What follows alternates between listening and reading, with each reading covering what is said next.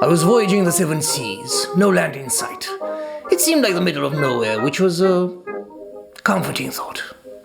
So comforting, I fell into a deep slumber, the lullaby of the waves in my ears.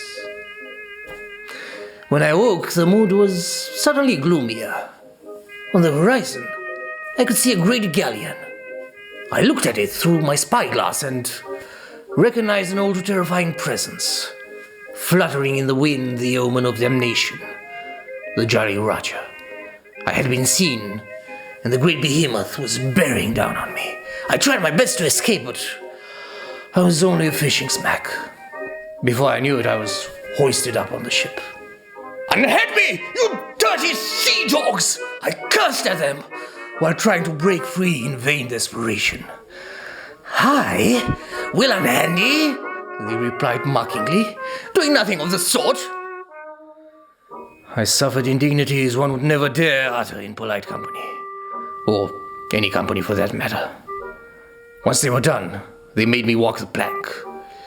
There I was, only a thin piece of wood separating me from my demise, and with one push, I fell into my watery tomb.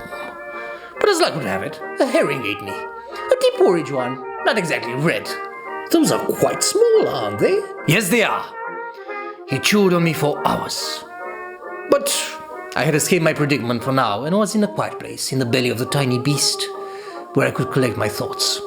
After hours of deep ruminations, I finally found a foolproof strategy. I would search for the finest marine specimens, round them up, and raise an army big enough to take on the mighty pirate ship.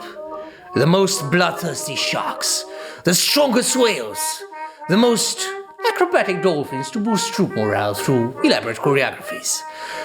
This would be the time to show all land people that the inhabitants of the oceans are not to be trifled with, and they will all know our fury. Before I could put my plan into action, I was hauled up by an old fisherman who brought me back to the harbor. He owned a nice little coffee shop nearby where I drank one of the best affogato freddos of my life. The banana bread was kind of mediocre though. 3 out of 5 stars. Well, maybe visit again if I'm in the neighborhood.